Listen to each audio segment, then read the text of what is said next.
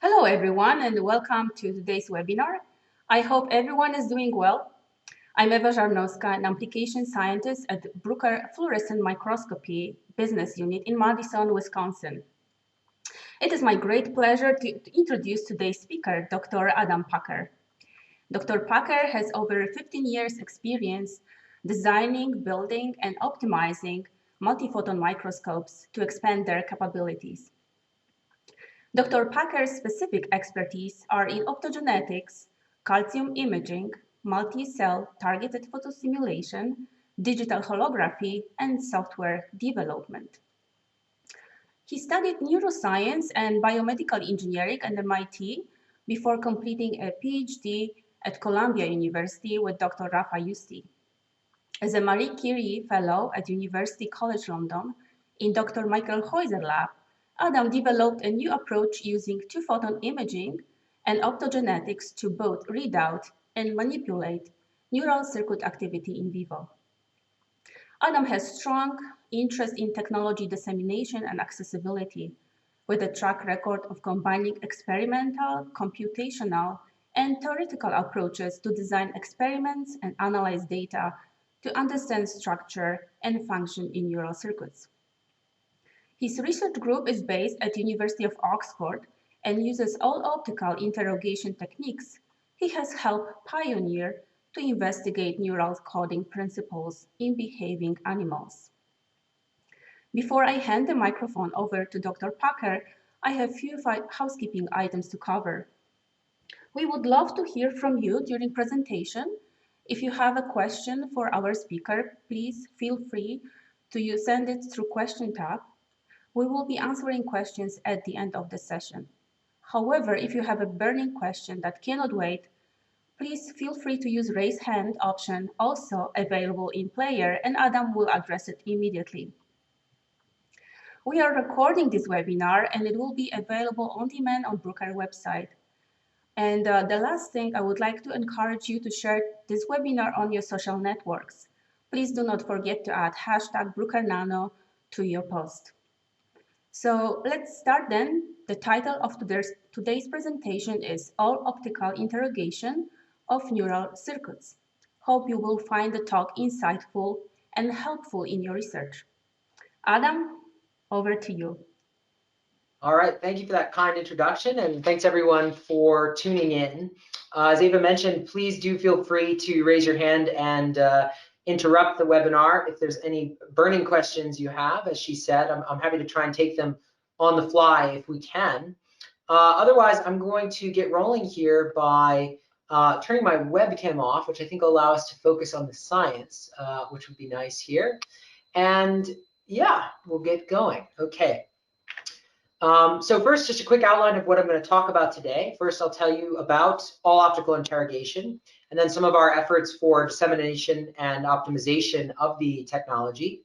And then I'll tell you a little bit about the most recent efforts in this technology space, so closed-loop all-optical interrogation, and some early results we have driving perception and visual cortex.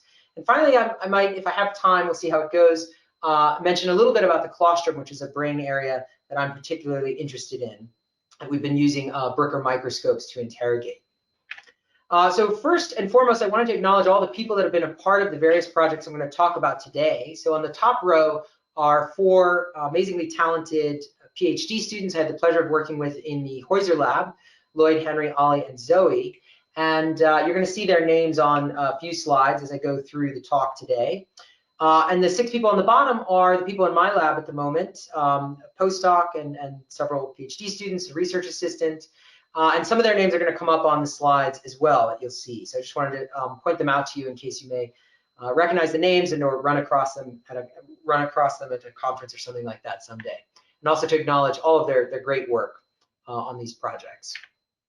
So just to start off, to give you a little sense of who I am and what I'm interested in and why we started developing these technologies. As a neuroscientist, I'm interested in how activity in neural circuits gives rise to perception and action. And there's been 2 sort of major traditions in understanding this in neuroscience. One is the monitoring tradition, where correlation between a stimulus and a neural response is measured. So I'm thinking of for example, the classic experiments of Hubel and Wiesel, showing visual stimuli and recording the response of cortical neurons in visual cortex. And there's a parallel tradition also of manipulating neural activity, so stimulating neural activity in a particular area and biasing the behavior that an animal makes. So for example, here I'm showing a classic example from Bill Newsom's lab, showing that you can bias the behavioral choice of a monkey, shown some moving visual stimuli by electrically stimulating the part of the monkey's brain that processes visual motion. So you can learn something about the coding of that if you know which area to put your electrode. And of course, in the last 10 or 20 years now, these parallel traditions have been massively revolutionized by optical methods. So for example, I'm showing here some calcium imaging data where we have two-photon calcium imaging in the neocortex, upper layers of neocortex of an awake behaving animal. And so every sort of donut you see here is a neuron, and the flashing indicates underlying electrical activity, action potentials that occurred in those neurons. On the manipulation side, of course, we have optogenetics, which I think needs no introduction, but just very briefly, we have opsins, which are proteins that respond to light by allowing ions to rush through the membrane. And if you get enough of them in cells and you turn on the light strongly enough, you can generate action potentials in neurons using light. So that's the flip side of the manipulation tradition. And these traditions have existed, as I've mentioned, largely in parallel, but there's been many landmark studies, of course, using these technologies. But what's been difficult is to know exactly which neurons have which properties and to manipulate those, for example. That's been a challenge that has been difficult to achieve because of the difficulty of combining these techniques. And so ultimately what we would like to do is have an animal performing a particular behavior, monitor the activity of neurons that underlie that behavior, and close the loops so that we can manipulate those neurons in particular to test hypotheses about how they support that behavior. So ultimately test the impact of manipulating those neurons specifically on an animal's performance in a particular task. Now, what's been challenging about this is combining this reading and writing of neural activity in vivo. And it's also been very difficult to maintain single cell precision while doing that, especially if you want to read or write from multiple neurons in the in vivo setting. And we think that this precision is, of course, necessary because neurons with different functional properties and even of the same genetic subtype can be embedded in the same neural circuit. So we really need that high spatial temporal precision in order to really probe the physiological complexity of the circuits that we find. And what I'm going to tell you about today is some technology we developed in collaboration with Prairie, which is now, of course, Bruker, to outfit a two-photon imaging microscope with photostimulation capabilities, also in using two-photon excitation to target multiple neurons for simultaneous photostimulation during imaging. And I show this diagram here in part for the experts, for those of you that are familiar with the diagram of a multi-photon microscope, so showing an imaging path going through an objective and hitting a sample plane. And that essentially what we're talking about is adding a photostimulation arm to this microscope, parts of which already existed. So Prairie was one of the pioneers in dual path two-photon microscopes for stimulation and imaging. And what we've added on is a device called a spatial light modulator that allows us to sculpt the light to target individual neurons, trying in an attempt to meet this goal to target neurons based on their functional identities. And so this is the microscope that I want to tell you about today and go into some detail into how it works. So first of all, what we need in order for all of this to work is we need a mouse with optical access to the brain that we can head fix under our two-photon microscope. So we have, for example, a mouse with a cranial window in place of the skull, head fixed under a two-photon microscope. And in this mouse, we've injected and forced the expression of our favorite calcium indicator, GCAM6S, and our favorite opsin, C1V1, redshifted opsin. And I'll tell you a little bit about these choices today, why we chose these particular combinations. And what we've got is a large field of view expressing or co-expressing both the indicator we use for reading neural activity and the opsin that we use for generating neural activity. And then we can target one individual neuron for photostimulation while imaging this field of view so that we can record the calcium imaging record from this population of neurons, including the neuron we've chosen for photostimulation. And what we'd like to do is generate activity in this neuron while also monitoring that neuron and the neighboring neurons, effectively to show that we have this single cell control, at least at first here, for a single neuron. So we've also at the same time included an electrophysiological recording pipette so that we can check that this experiment worked as planned. So the results of this experiment are shown here in the cell-attached conformation record. We can see every time we turn on the photostimulation light, which is shown by this pink vertical bar, we generate a spike in the neuron that we targeted on every trial. And we've chosen a spiral pattern with which to photostimulate the cell. So we take our small spot of laser light and sort of swing it over the cell here. And again, I'll talk a little bit about why we chose that particular pattern later in the talk. But the point of this experiment was to show that we can generate a single spike in a single neuron when we want. And again, because we're using a second beam path for imaging, we can record the calcium imaging record of this neuron and the neighboring neuron. So we see, for example, the calcium response from this neuron in which that we generated as a result of this single spike that we generated as part of the photostimulation. And there's two things to take home from this. The first one is that there's not very much crosstalk. So when I talk about crosstalk, I mean two things. There's two possible bits of crosstalk that could be relevant. So the first one is when we do the photostimulation, which is of course optical, we could generate an optical artifact in the imaging channel. But because we're using two different wavelengths of light, we can separate them well. And this has not been manipulated in any way. When we're doing one cell at a time, we don't see any photostimulation artifact. Now that's going to change later in the talk when we start talking about stimulating more and more cells, 10 or maybe even 100 cells.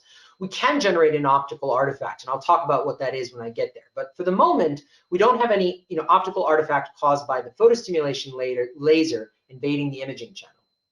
We also, at this scale, don't have any imaging-induced photostimulation. So again, we're using an imaging laser to scan the field of view, and it's possible that that imaging laser could activate the opsins. And indeed it does. The spectrum of wavelengths that opsins respond to is quite large. So if we scan over a small area repeatedly, we can inadvertently activate this neuron with the imaging laser. So we stay zoomed out in order to make sure that doesn't happen. So that's a crosstalk issue.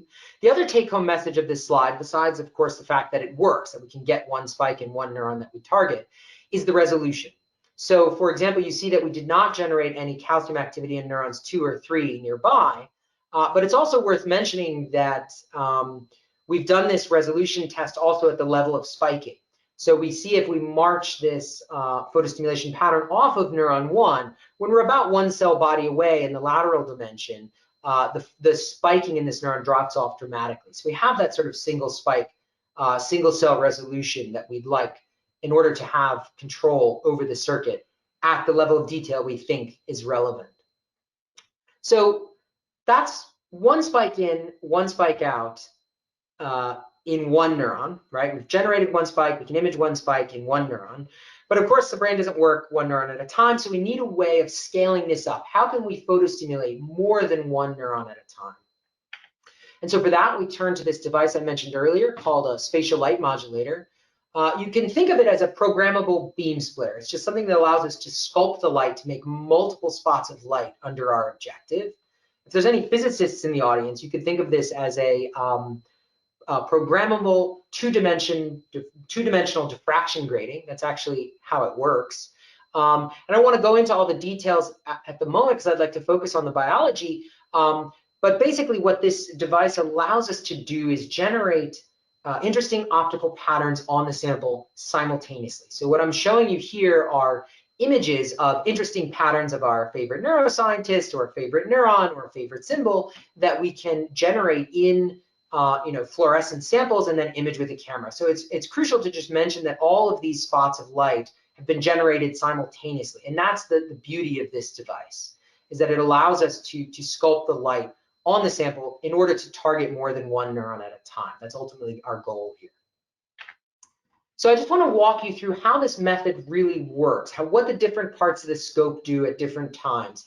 And this is made possible by a great set of animations made by Lloyd Russell. I showed you his picture at the beginning of the talk. And what Lloyd has shown here is a fluorescence sample that we're imaging with a camera, so we can see everything at once. This gray box is actually the imaging laser. That's the pattern made by the imaging laser, scanning across the field of view over and over. And when we turn the photostimulation laser on, so we just have the beam path working, shooting at the center of the field of view, we just get a large spot. But then when we engage the SLM, when we put what we call a hologram on the SLM, because ultimately the way this works is via holographic projection, we can generate interesting sets of spots on the sample. So in this case, we chose a smiley face just to be cute. I should say Lloyd chose a smiley face just to be cute. And then the next thing that we can do is use the pair of galvanometer mirrors, which are also in line of the photostimulation path after the SLM, to generate a spiral pattern over each of these spots simultaneously. So you can imagine, for example, if we were targeting a neuron in each one of these locations, they each would be bathed in this spiral pattern of light.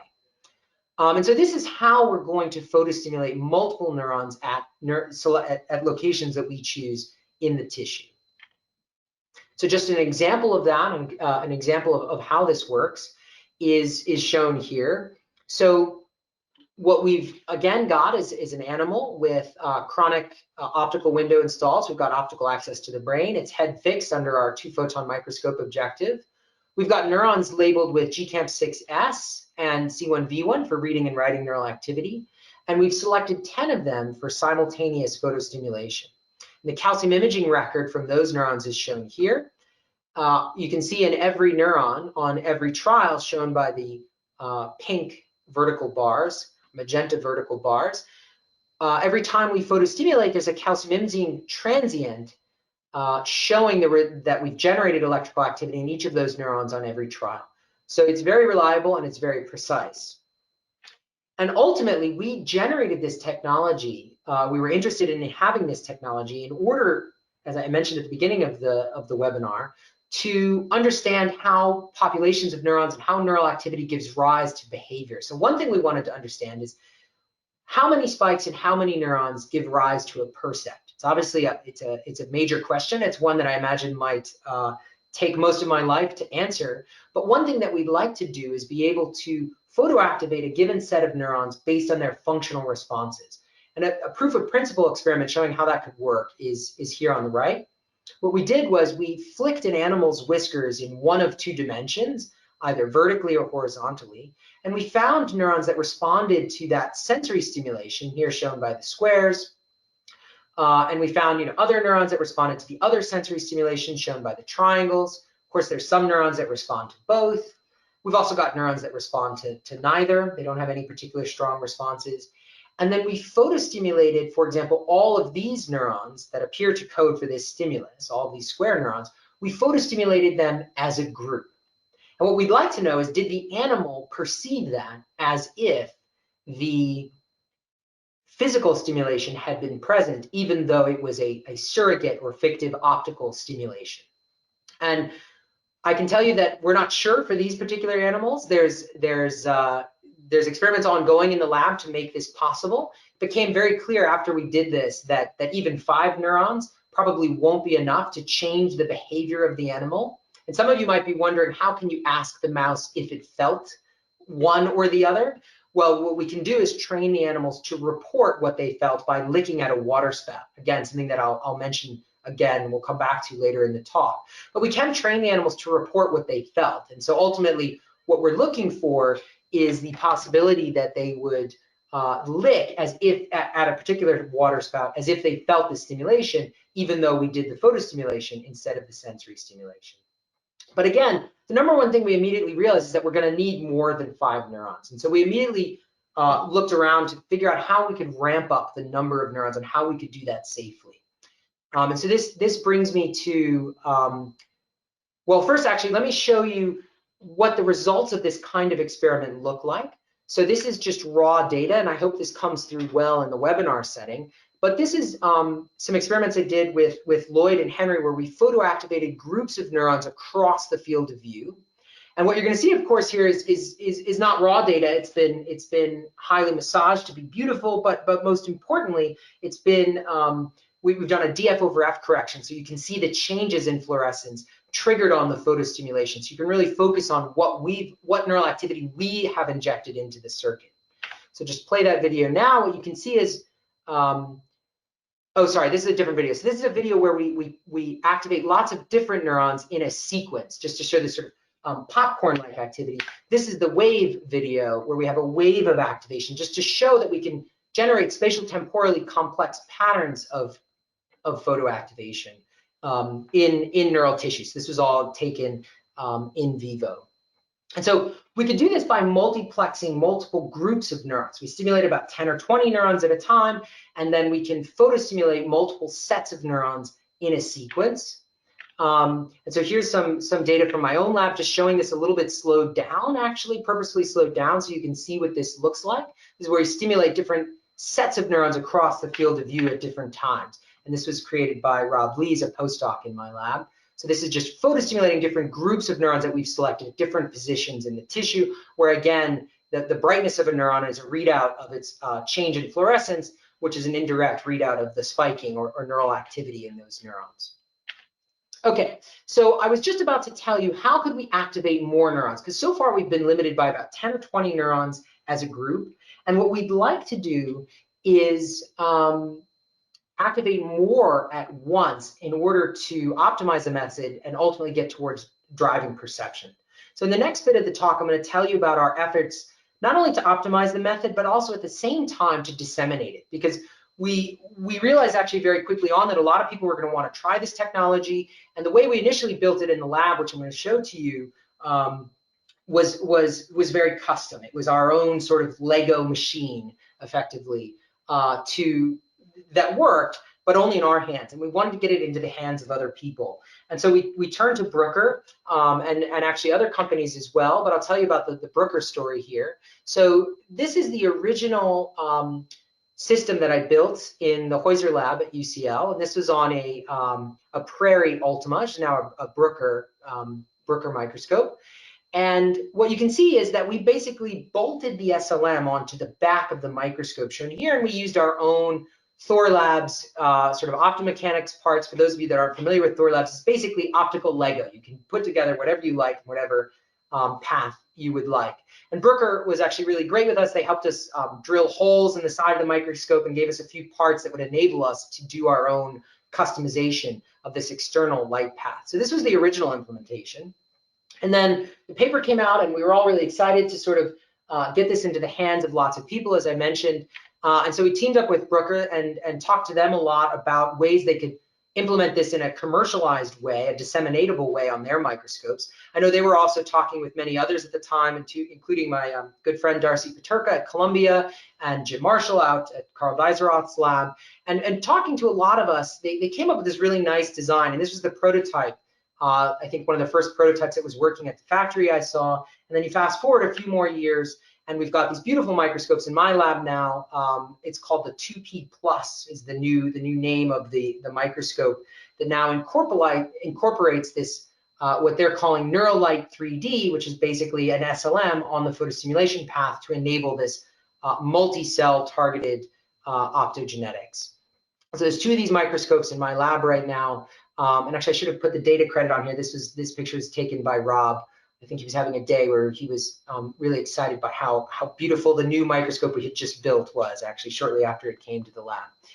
So that was some excitement. And one thing we're really excited about the 2P Plus in particular is the really large field of views. This is bigger than the Ultima that we had several years ago, which was really optimized for in vitro experiments. And now as everything's moving in vivo, we want to image more and more brain areas at once. So this is an image from my lab that shows you can image about 1.3, almost 1.4 millimeters wide field of view.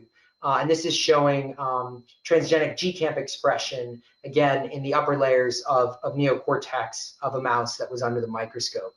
So for those of you that are familiar with these images, you might be able, I hope everyone can appreciate the beauty of these, but it's a really exciting time where we can consider, for example, photostimulating one chunk of the brain and interrogating, how that is transmitted to other parts of the brain. And this kind of technology is enabling that as we move forward. Okay, so I promised a while back that I would tell you how we're going to stimulate more neurons. I said, this mouse, we don't think it responded to photostimulation of 5 neurons. We need to hit more neurons. We need to really make a difference in this animal's life and get it to perceive the stimulus that we're trying to inject directly into its brain.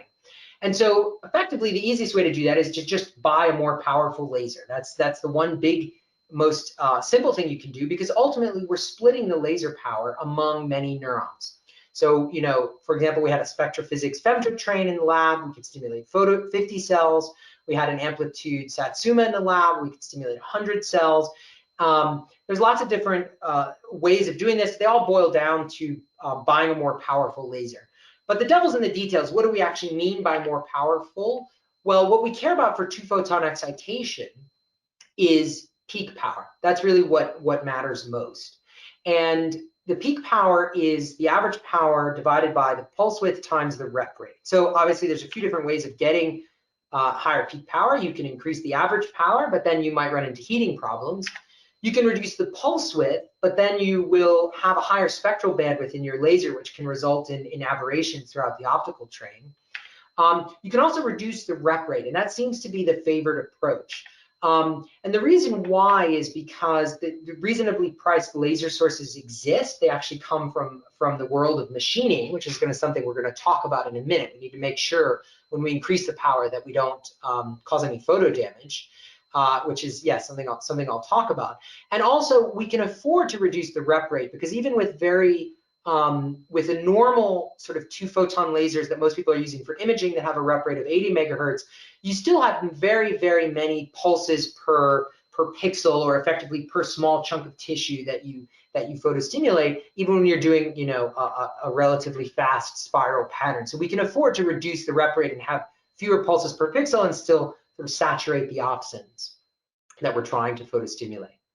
If you don't want all the detail here, you can go and find a list of the lasers that are available that work for this type of photostimulation.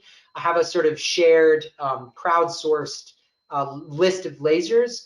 It's just a Google Doc you can find called Fixed Wavelength Ultrafast Lasers. I tweeted it out about, oh gosh, this is over 2 years ago now, but you can find it on my old Twitter thread. If you search for ultrafast, you can go and find the link to this list, which is now updated and includes all of the different lasers that I'm aware of at these wavelengths that we use for photostimulating red opsins. So I hope this is a useful resource for people. Okay, so I promised I would tell you a little bit about photo damage. So, if we start really increasing the peak power, there's a chance that we could cause nonlinear photo damage to the tissue. So one thing that we looked at is, if we are imaging cells and we photostimulate them on day 1, what happens to them on day 2? Do they still look the same? Do they have the same physical appearance? If they were damaged, you can imagine they wouldn't have the same physical experience. They might be chock full of calcium. They might have disappeared. All sorts of bad things can happen. But as it turns out, these cells, they don't really change that much after the photostimulation, and we can photostimulate them just as effectively on the second day as we could on the first day.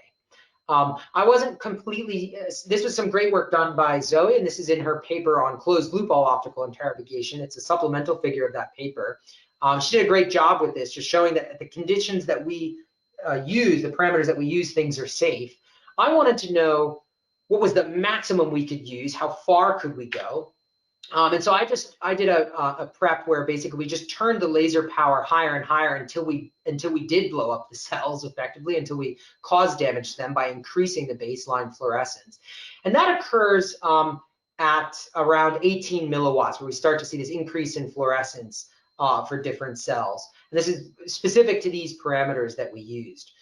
So we tend to stick, well below this regime where we know it's safe and we still get effective photostimulation. Okay, so one thing I glossed over, which I think is potentially important issue, is how do we photostimulate not just lots of neurons and lots of neurons safely, but lots of neurons that are potentially separated by relatively large areas in the tissue, right? If we want to stimulate different groups of cells, separated by a millimeter or more, we really need to use more than just the SLM, because the SLM has some restriction on the field of view that it can target, how far apart these spots can be. That's approximately, depending on the implementation, at least in ours, it's about 200 to 300 microns. So what we've done is multiplexed the ability to move the galvos and reposition the spots that we generate holographically with the SLM to different parts of the field of view. So for example, we point the galvos over here, we have the beam split with the SLM like this, and when you put those two together, you get that pattern over there in the field of view. And if you march this around, different positions, different sets of targets, you can photostimulate different sets of neurons in different parts of the field of view. This is really useful for multiplexing and getting more and more neurons active in different parts of the tissue. Now, you can imagine this is a difficult set of experiments to actually run. So Lloyd Russell and Henry Dalgleish over many years built some fantastic software, which is now on GitHub, called Napalm, which allows you to, it's a play on words, it's sort of near automatic photostimulation response mapper is the actual acronym, something like that. But it's a play on napalm, because what effectively we're trying to do is come up with a way where we can, if we wanted to, we could carpet bomb the tissue, right? We could photoactivate every chunk of the tissue in every part. And what this software allows you to do is first find the cells and target them. So figure out which ones they are in the field of view. You can also just select them manually, split them up into groups, and then photostimulate different groups of neurons at different times. So different sequences of activation can be programmed in. And crucially, it's compatible with the Prairie View software, which runs the Bruker microscopes. And we've even come up with a way of linking it using a bit of Prairie View software called Prairie Link that allows you to directly, in a computerized way, take control of the Prairie View software. So you can basically design these patterns and then just hit go, and the microscope does everything. So that's been a really good toolbox to have, and you can also find it on GitHub if you look in Lloyd's repository for Napalm. Lloyd has also created a beautiful bit of software for online analysis of experiments. So often what we want to know is quickly, we'd like to determine what the response to the photostimulation was, how effective it was. And for that, we generate stimulus-triggered average images. So we photostimulate cells, and then we put together snippets of each photostimulation, each video recording, we average them together. And so Lloyd has created a bit of software called STA Movie Maker, which allows you to visualize the response to photostimulation in a field of view very rapidly and sort of getting feedback on how the experiment is going while you're in the midst of optimizing it. Okay, so Lloyd has also shown that it made this software work in 3D, I should mention. So you can, the SLM is of course a fully 3D, volumetric compatible holographic projection system. Basically means you can shoot spots in 3D, which can be calibrated as part of this software. And I'd also like to just mention that we're not the only ones doing this 3D calibration. So I did some work doing this in slices back in 2012 when I was in the USTE lab, and there's been a number of groups that have done this around the world. And these are their papers shown here, so including Harry Byers' lab, Hillel Odesnik's lab, the USTE lab, and of course, Valentina Emiliani's lab as well. So there's been a lot of efforts on these different 3D implementations, and I just wanted to point out that they all work reasonably well. And another thing that's happened in other labs that I've not been a part of, but I just wanted to highlight because I think it's really exciting development, is the ability to do two-photon optogenetic inhibition. So this is paper Forley et al. From Tommaso Felline's lab. And what they've shown is that with this GTACR construct, you can photostimulate and hyperpolarize cells to stop spiking. And you can do this in a two-photon holographic optogenetic sort of way, meaning that you can reliably turn off neurons that you choose, which I think is going to be really crucial for testing various neural coding theories. Hillel Odesnik's lab has done this as well with the same construct, this GTACR. And here they're showing photo inhibition, in particular, of interneurons. So I think is also quite an exciting thing. So one thing that always comes up when I give these talks, and I imagine there might already be a question about this, I see a few have accrued, is why do we use the spiral photostimulation pattern? And the short answer is we use it because it works. We set it up many years ago. I first used a pattern like this, a sort of more simple raster scanning pattern, again in the UST lab in 2012. And we chose that actually in part based on reading this paper from Simon Perrone and Karel Swoboda, but also in part because it was easy to implement. And basically, the thing is that if you use the alternative to using a spiral is to use a disc to basically photostimulate the cell, not in a serial fashion by scanning across the membrane, but all at once, illuminating the entire cell with a disc of light that occurs simultaneously. And that requires more average power, but it has a major advantage in that you should get more temporally precise responses because you're photostimulating all at once. And indeed, that's been shown by many groups that use the discs. This includes Valentina Emiliani's lab, which has pioneered the use of temporal focusing for this type of photostimulation to maintain axial resolution while expanding the lateral area of photostimulation to cover the entire cell. And now Hillel Desnik's lab and many others. They show you need more power, but you do get increased temporal precision. The thing that's nice about the spiral is you get more peak intensity in your spot, so you can move faster. But for a given laser power, you can also activate more cells per watt. And this is also not important just because of the laser you buy, but it's also important for whether you're heating or damaging the tissue. If you put too much laser power on the tissue, you can, of course, cause damage. So you want, if you have an experiment that requires many cells at once, the spirals may be a better approach, but at the cost of this temporal precision. If your experiment requires temporal precision, you might want to use the discs. I should also mention that the spirals has been shown you can get sub-millisecond jitter using the spirals. I think this has been shown by the Deiseroth lab, for example. But it really depends on the details of which experiment you want to do. And I think that's the sort of take-home message here is that spirals work for us. Discs provide complementary advantages, and what you choose really depends on your experiment. And going wider, faster, deeper, stronger, 3D, a lot of these differences, they may not matter, and in some cases they may matter. So really, the proof is in the pudding. People, as they go forward, trying different things and seeing what works for them. We just happen to like the spirals, is basically the short answer to discs versus spirals. Okay. So now I feel like I'm talking incredibly fast. I have a lot to say. Hope people can pause this webinar in the future. I think it's going to be online for a while. I see some questions are accruing, so hopefully people are able to hear well what I'm saying. So another question I get asked is, why do you use GCamp and C1V1? Now, the reason is, again, partly historical.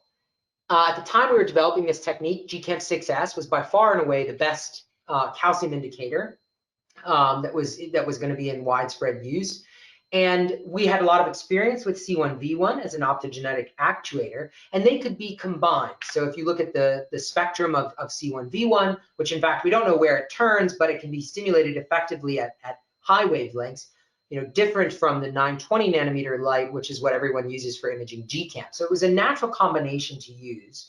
And there are more options coming out now. For example, Crimson, the spectrum of which was provided in a great Desnik lab paper. And there's others as well I'm going to talk about in a moment. But again, we use this red opsin and green indicator because the green indicators were the best. Now, since then, the red indicators have become very, very good as well. So, for example, again, the Feline lab and Harry Byers lab have shown that you can use a blue opsin, such as chenorodopsin, and combine it with, for example, a red indicator, as Forley et al. Showed. And this solves one really difficult problem, which is this imaging-induced photostimulation I mentioned on my very first data slide, where if you image over a small area with your imaging laser, you can inadvertently photostimulate neurons expressing opsin. And this is because they still respond to 920 nanometer light, just at a much lower level than the laser wavelength that we use for photostimulation. So they can solve this problem by switching and doing blue opsin photostimulation with red indicator imaging, but until very recently, there were no cost-effective high-power lasers at the best wavelengths for blue opsin. So you remember I mentioned earlier the high power lasers for red opsins are right in the sweet spot of a good wavelength for stimulating red opsins. And there's just not an equivalent laser technology yet for the blue opsins. Now that may change in the future, and also the blue opsins, there's been a lot of development there where there's more and more sensitive blue opsins. So it's possible you might not need as powerful a laser to photoactivate a more sensitive opsin in the future. And I think that'll be an exciting development going forward. There's also newer and more powerful red opsins since C1V1, which is now almost 10 years old. So Crimson was an opsin that came out from the Boyden lab a while ago. ST Chrome has just come out from the Desnik lab, and Carmine from the Deiseroth lab. These are opsins with very high photocurrent. One has very fast kinetics, one is particularly redshifted. So again, useful for different things depending on exactly which type of experiment you'd like to do. A lot of choices to make there. But again, you see in all of our papers, we've been really sticking so far to C1V1 and GCAM6, essentially because it works, and it works quite well in our hands. We now have a lot of experience with it, but many other groups are using these other opsins with lots of success. Okay, I think I've been going for about 40 minutes or so so far. So I'm coming to the part of the talk where I want to mention our latest work on closed loop all-optical interrogation and our efforts to drive perception. So what do I mean by closed loop all-optical? So this was a paper that we published a few years ago in Nature Methods as sort of update to the all-optical method. Effectively, what we'd like to do is close this loop in real time. Now, we're not quite real time, and I'll talk about the timing in a moment, but what we would like to do is take the human out of the equation so that we can decide in advance how we would like the photostimulation to be tailored on the responses to the imaging we're seeing online in order to close this loop on the fly. So we would like to have the computer target particular cells for photostimulation based on activity that we just observed in the circuit. And the reason this is necessary is, of course, because neural circuits change in a dynamic moment-to-moment way. You know, what's happening in the brain of this animal on a trial compared to what happened 10 seconds ago might be quite different. So our method of analyzing these responses to photostimulation offline and then coming back even 10 minutes, an hour, or even a day later is just not really sufficient. We want to be able to do this in a high-speed fashion. So for example, the kind of experiment you can imagine that we'd like to do is we have activity-guided photostimulation of ensembles. And in this experiment, I'm going to walk you through briefly. What we did was select one neuron we call the target and associate it with a set, one neuron we call the trigger and associate it with a set of target neurons so that when this neuron is active, we photostimulate this set of neurons. So the trigger becomes active and then we photostimulate the targets. And the idea is, you know, what happens when we inject this correlation of activity into this neural circuit? By firing these neurons together, can we force them to wire together? We can look at sort of Hebbian plasticity type mechanisms, but in an in vivo setting, in a live sort of way, seeing if we can yoke the activity of these together. Now in this experiment, we've selected multiple triggers and multiple targets. We've also got trigger neuron 2 with its set of targets, trigger neuron 3 with its set of targets. And what you can see in the imaging record here, before we turn on the closed loop, you know, neurons 1, 2, and 3 are sort of bubbling along. They've got, you know, calcium transients here. And the target neurons, there's no activity that's obviously correlated with these neurons because they were chosen for the most part randomly. But then when we turn on the closed loop system, okay, suddenly neuron 3 is active. We photostimulate the set of targets associated with that. So you can see they become active, but not any of the other neurons. And then suddenly, you know, target trigger 2 is active. So then we photoactivate those neurons. And what the results of that experiment looks like, if we let it run for a while, basically, where whenever the trigger is active, we photostimulate the targets. You can see the stimulus triggered average image here. So when we, you know, photostimulate group 1, the group 1 neurons are active. Photostimulate group 2, the group 2 neurons are active. We've effectively injected a structure into the correlational matrix of the activity of this circuit. So in the spontaneous condition where the circuit's just bubbling along, there's no strong coactivity among these groups of cells. But when we turn the closed loop system on, suddenly we see that we can yoke together the activity of all of the group 2 neurons and all of the group 3 neurons. Okay, so this was exciting to us, but the big question is, okay, what happens if you do this for a long time? Can you actually yoke these neurons together? So if we leave this system to run for 30 minutes, we condition these neurons on this protocol for 30 minutes, we can see that the target neurons that we photostimulated become more active. And in the closed loop case, so do the background cells. We've also got a control here we call open loop, where we photostimulate the neurons when the triggers were not active, which it's open loop is maybe a bit of a funny name because we had to use the closed loop system to make sure they weren't coactive, but that's what we call it, open loop. They're sort of anti-active or anti-correlated. And if we leave it to run for a long time, we can actually see a hint in the stimulus triggered average of the target neurons triggered on when the trigger neurons were active. So before the conditioning protocol, the precondition, there was not much coactivity in those cells. But after, post this conditioning, we can see there's a bit of a bump of activity in the target neurons when the trigger neuron was active. And we don't know where in the circuit this could have happened. So we don't know exactly between which neurons it happened, right? Our closed loop pairing is not so fast that we think we're within, millisecond scale monosynaptic delays.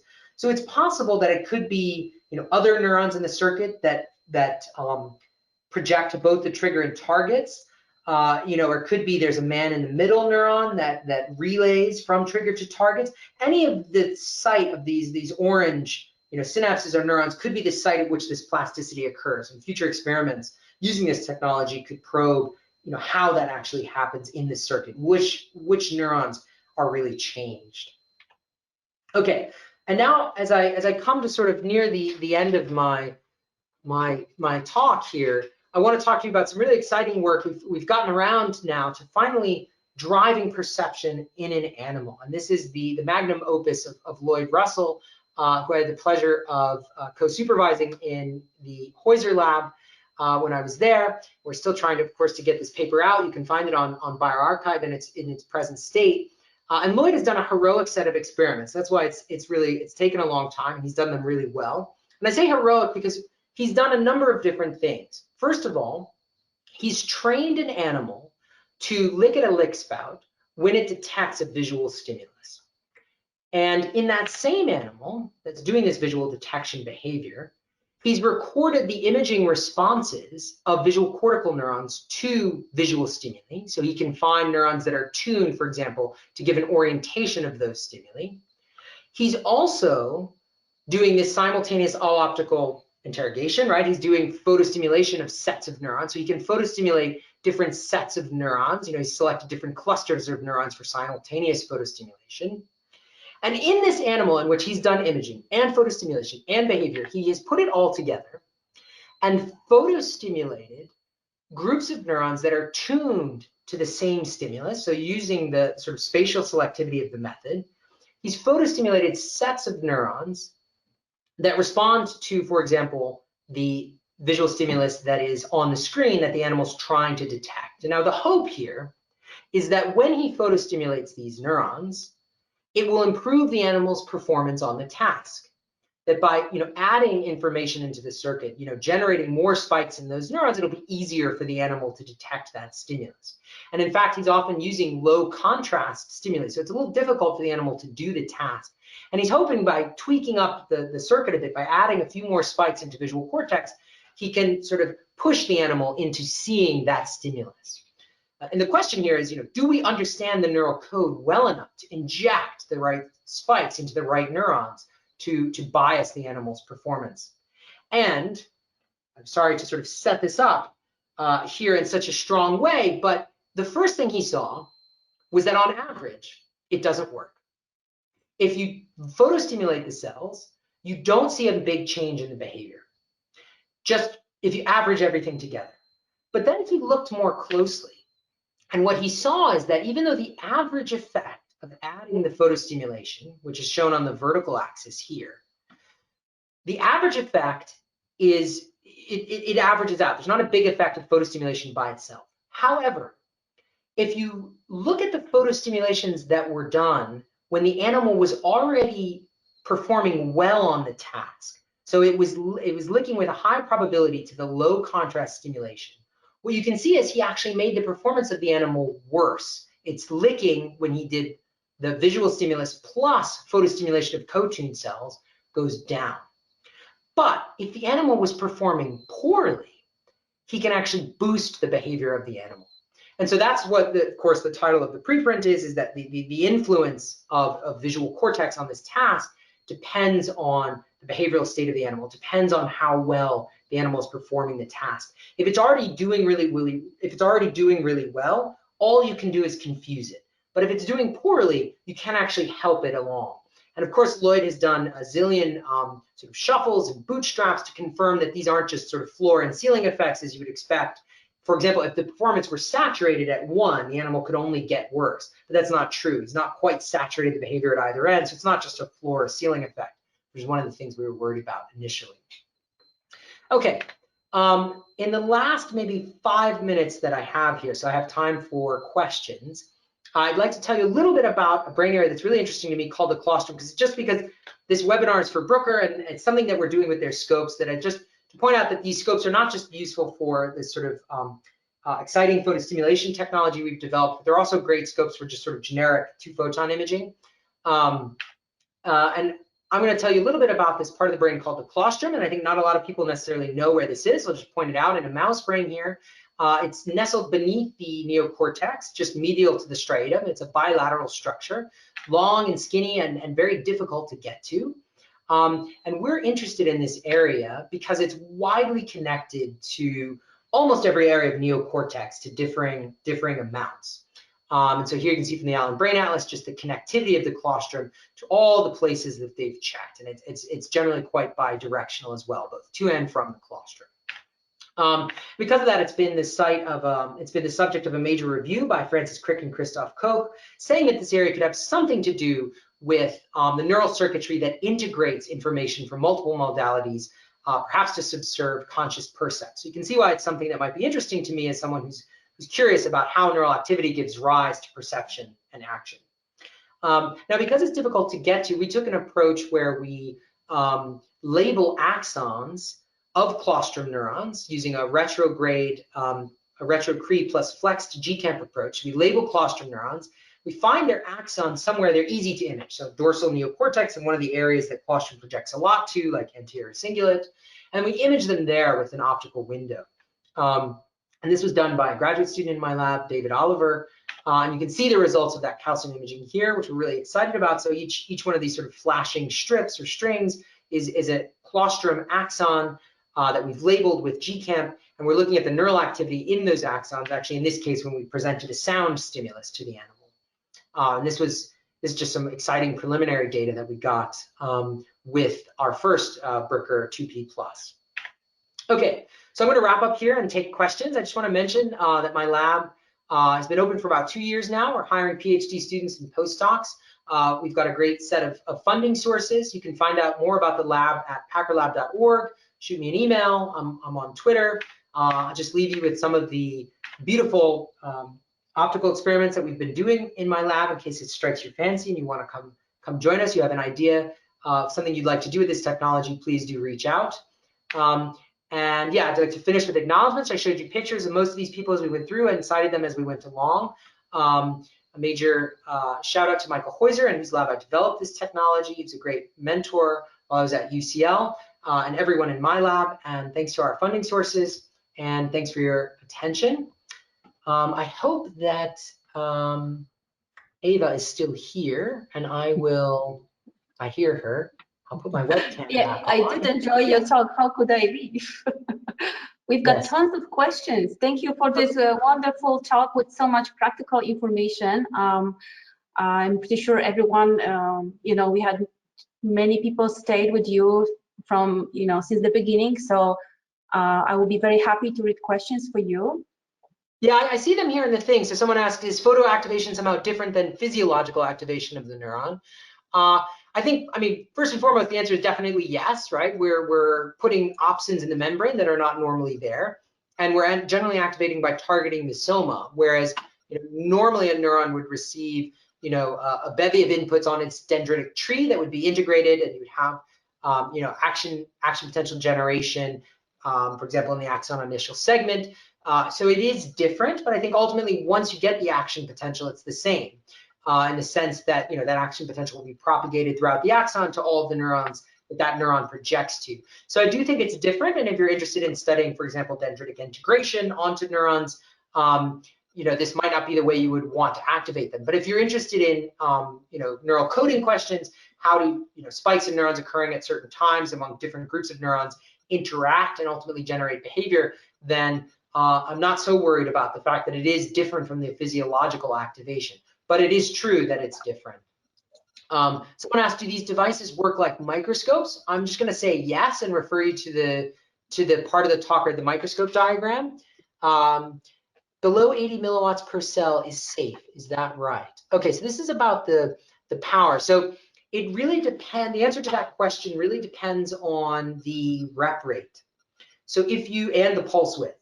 So what really matters, it seems, for nonlinear photo damage is the peak power, which depends on all of these things. So 80 milliwatts per cell might be safe with an 80 megahertz laser. For example, some people are imaging with those powers on sample. There's a great paper by Kasper Podgorski you can look up about imaging power, and it's safe to maybe even up to more than 100 milliwatts in some cases, depending how you're scanning. In our case, we find up to about 18 milliwatts is safe if you're using 1 megahertz rep rate or 2 megahertz rep rate. So it really depends, and it also depends on the parameters of the microscope, the numerical aperture, the point spread function, the size of the spot of light you're generating. Because I think, for example, labs that are using temporally focused disks where they spread the light out more, they can use much more than 80 milliwatts at simply because they're spreading it out more, even though they're also using low rep rates. So it really depends on a lot of factors. Is it okay? I'm sort of just blasting through these questions, Ava. Is that all right? Yes, that's okay. Okay. Right. What software did you use to make this all optics closed loop? Okay, yeah, asking about the closed loop software. So there's a bunch of different software that makes this possible. There's a few different packages which are on GitHub. There's a closed loop repository. So there's a bunch of custom software we've used for driving the SLM, looking at the threshold of activation of what we consider activity in a neuron, and then driving the SLM phase masks. A lot of it hinges on QueryLink for interacting with the microscope directly. So this is what we use to pull the raw data stream from the microscope so we can analyze it online, and also what we use to feed back the photostimulation patterns. There's a few different bits of software in the loop, but they're all summarized in the paper. There's actually a good flow chart in one of the supplemental figures, how all the different components interact. Okay, someone says, I wonder if a resulting mechanical force on the targeted neuron, can't quite read the whole, oh, I clicked on it, I can read it, okay. Radiation pressure has been observed. So are there any effects due to this? I don't know the answer to that question. I know that people have photostimulated neurons directly without opsin. If you turn the laser power up very high, it's not sure exactly how that works. It thinks it could be that you're generating action potentials just prior to the nonlinear photo damage threshold. You're almost poking little holes in the neuron, and then you can get action potential generation.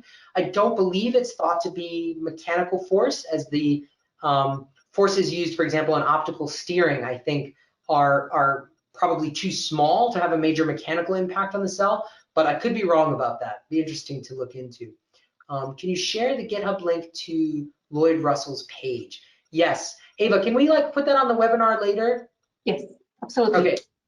Yeah, good. Lloyd has a bunch of great software. I definitely urge people to go check that out. How do you go about measuring functional connectivity between stimulated neurons? Cross-correlation could be an option, but it may not be ideal because the GCamp decay kernel confounds the correlation. Absolutely, yes. This is something that I've wanted to do for a very long time, is look at the impact of one neuron on another neuron. And people have thought about this for a long time. Obviously, the gold standard is paired patching, where you electrophysiologically record from one neuron and generate a spike in that neuron while electrophysiologically recording subthreshold voltage in another neuron. If we could do that optically, it would be great, right? You could imagine, this has been a dream for a long time. This is one of my dreams since when I was a PhD student with Rafa Yuste, who really inspired me to look at these sorts of technologies. I think one of the best efforts at doing this so far is a paper by Selman Chetty and Chris Harvey, came out in Nature last year. where they photostimulate one neuron and image the GCamp in all the other neurons. And because they were really smart about their photostimulation strategy, by photostimulating only one at a time, they could look at the influence of that neuron on the other neurons. And it gets around exactly this problem that this person asked. This question, the person who asked this question was Charles Zhao. Apologies if I'm mispronouncing that. But it gets around exactly this cross-correlation problem, because in this case where you photoactivate one neuron, you know you generate a spike in that neuron. So if you average on that, you can be very confident about the effect it has on others. Whereas if you just do cross-correlation, obviously the calcium imaging timing is a major problem. But even with spikes, it can be difficult to know it wasn't some other neuron out there, some common input to the two neurons you observed that caused the apparent connection. Someone has asked, can claustrum imaging be used to identify biomarkers in optic nerve diseases, or even be used to assess treatment efficacy? I'm not sure. We have not looked at optic nerve diseases in my lab. Obviously, we would like many of these technologies to be able to inform clinical practice eventually, but right now they're quite invasive, and so all of the experiments that I've shown and talked about, and all of my expertise is in animal experiments. But obviously, we're hoping that these will either provide data that will translate into the clinic eventually, or possibly will one day generate technology that could be used in the clinic. For example, people are now starting to use opsins in the retina, where they're trying to, for example, cure blindness by implanting these proteins in tissues that aren't working. So I don't think any of our work is directly applicable yet, but I hope within my lifetime definitely will be. What version of Prairie View is that required? I think I'm going to leave that to the Bruker experts. I think, judging from my experience with Prairie View over about 10 years now, I would urge you to update as often as possible, because they're constantly making it better and improving things, and there's new features that come along that you didn't even know you needed. So I think as long as you have the latest, you'll be safe, and I would urge you to stick with the latest if and when you can. Yeah, I will communicate with Shane, no problem. Sure. Voltage imaging would theoretically be a great method to implement here, but has significantly lower SNR. What's the minimum spike SNR to effectively implement a closed loop system? That's a great question. It's tough. I would say it really depends on the efficacy with which you want to, the efficacy will depend on the accuracy. So if an SNR of 1 or 2, if that's what you had, then maybe sometimes you would have a lot of false positives and negatives for what you thought was a spike. But if that's okay in your experiment, if a high false positive rate or high false negative rate is acceptable for the experiment you have in mind, that could be okay. I would say in our systems, our calcium transients in good neurons, imaged well, is something like 10 to 20% delta F over F. And our noise levels are on the order of a few percent delta F over F, so our SNR is quite high. But there was a key caveat I mentioned there, which is in good neurons. And not all neurons are good neurons, and not all sampling methods are good sampling methods. So if you image over too broadly of an area, you won't get that SNR for every neuron. And if you're not using, for example, a transgenic, where the GCamp level is the same in every neuron, you might have variations in the quality of individual neurons. There's a great set of papers that just came out from the Allen Institute covering all of these different issues. But I think you also raised a great issue about voltage imaging, which is something I think is obviously the next frontier for all optical efforts. And there's been some great papers showing this in slice and recently in vivo from Adam Cohen's lab at Harvard and others, and collaborations with others. There's a bunch of great voltage imaging sensors on the horizon. We're actually trying some of them in my lab at the moment. So I think it's a great question. Keep your eye on this space. I've been saying that at talks for many years now, but now we're actually personally testing these in the lab ourselves. So I think it's become the point where it's definitely worth it to go in this direction. It's not just a promise anymore. Some of these sensors are very good. But again, the devil's in the details of getting a good sampling strategy to cover those neurons well and get good SNR, as your question raised. Got one more question here from a Bobby Brown. Great talk. Thanks for sharing. If you observe a behavior depends heavily on inhibition, how would you go about replicating a silencing pattern instead of excitation? Yes, that's a really good question. I think I would urge you to read the papers from Tommaso Felline's lab and Hillel Desnik's lab. That's Forley et al. And Martin et al., which I mentioned in the talk, where you can use a different opsin for two-photon optogenetic inhibition. We haven't tested those in the lab, but they should work with the microscopes we have. They should be compatible with our spiral photostimulation strategy. And I think that's something where you would need to observe the pattern. So use the imaging technology to observe the pattern of inhibition that you think the behavior relies on. And when you know it accurately, you should be able to replicate that, among a given set of neurons within a prescribed volume. Okay, if I can, I have a just open question for you, Adam. I see you're very excited about technology, and but I'm wondering what would be the next step. What are you still waiting for to implement into the technique that you're using? Well, I think it's a few things. So voltage imaging is very high on the list. This is something that we're pursuing. I think, as neuroscientists and technologists, we're also always really keen at pushing the limits of what we can do, being able to photostimulate more neurons across wider areas. I think in microscopy, this always boils down to basically wider, faster, deeper, stronger. That's what everybody wants to do. And so we're getting there in part with the 2P+. We can image over wider areas and direct our photostimulation patterns to large swaths of cortical tissue. I think faster is being spearheaded by developments of the lasers and the opsins that's happening, some of which I mentioned in the talk. Stronger is basically just finding the limits of how many we can photostimulate. But ultimately, our big question is, how does this drive behavior? And that really boils down to designing a very careful experiment that circumscribes the possibilities of the neural codes that we can interrogate, that we can actually manipulate. And that is a daunting and major issue that's going to occupy us in sort of collaborating as neuroscientists, as experimental neuroscientists, with the theoretical neuroscientists, and also with the technologists to find a way to bring all of this together to actually understand.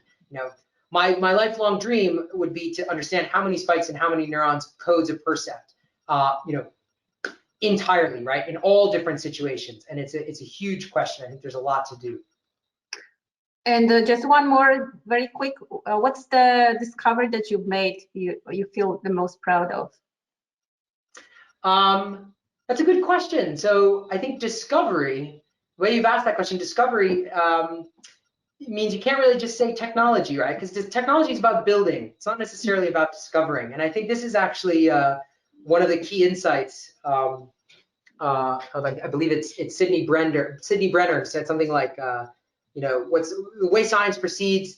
I'm going to totally butcher this quote on the fly here, so we'll have to look it up online afterwards. But it's something like the way science proceeds is new technology and new discoveries and new ideas, usually in that order, something like that, right? The idea being that you need the technology before you get the ideas. So I think the discovery that I'm most proud of is actually something from almost 10 years ago now, where we used optical technology to probe the connectivity of interneurons onto pyramidal cells. And we found that this connectivity was very, very dense, and it was very, very widespread. And it's actually focused some of our efforts on some of what we've seen in vivo many years later, where we see the strength of this inhibition as it impacts on those circuits. It was really exciting to see, actually, that this inhibition that we saw was really strong in slices. It has a very relevant and strong functional impact in vivo.